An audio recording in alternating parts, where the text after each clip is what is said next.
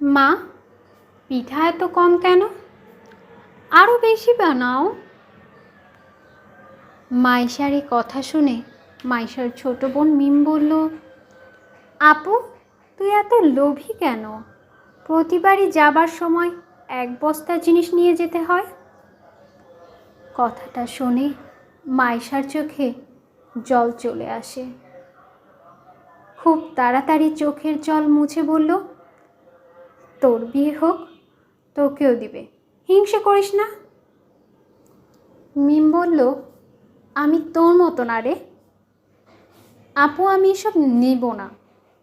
মাইশার মা বলল, প্রথম প্রথম বেশি বেশি করে দিয়েছি, তাই অভ্যাস হয়ে গেছে, এখনও দিতে হয়।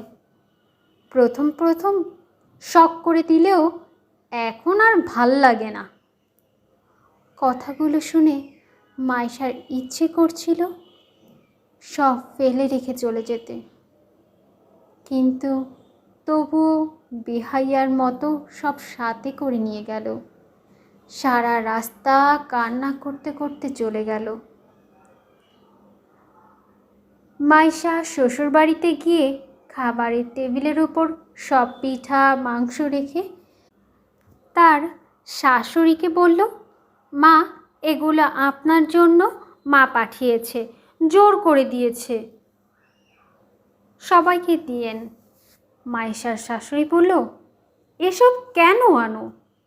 এই কয়টা জিনিস আমি কয়জনের মুখে দেব? এসব ন্যাকামো না করলেও পারতে। হায় রে দুনিয়া, বাপের বাড়ি থেকে বেশি আনার জন্য কথা শোনায়, আবার এখানে এসে কম আনার জন্য কথা শোনায়।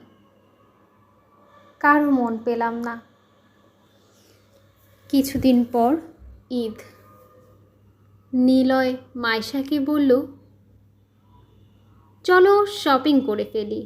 মাইশা বলল, কি কি কিনবে? নিলয় বলল, তোমার জন্য শাড়ি, মা বাবা আর 4 বোনের তাদের বরের জন্য জিনিসপত্র কিনব। মাইশা বলল, তোমার জন্য কিছু কিনবে না? নিলয় বলল, কিনব, চলো আগে যাই। মাইশা বলল, একটা কথা বলবো? নিলয় বলল, হ্যাঁ বলো। মাইশা বলল, আমার জন্য কিছু কিনতে হবে না, আমার মা বাবার জন্য কিছু কিনে দিয়েন, তারামির জামাইয়ের জিনিস পেলে অনেক খুশি হবেন। নিলয় চুপ করে আছে আর মনে মনে ভাবছে, এত ছোট লোক কেমন করে হয়, নিজের মা বাবার জন্য জিনিস চায়। মাইশা বলল, চুপ করে আছেন যে? নিলয় বলল, না কিছু না, কিনে দেব, চলো। মাইশা তার বাবা মায়ের জন্য কাপড় কিনে অনেক খুশি। তার বাড়িতে এগুলো দিতে গেলে তার মা বলল, কী দরকার ছিল জামাইয়ের টাকা খরচ করার? মাইশা বলল, এগুলো আমি কিনেছি নাকি?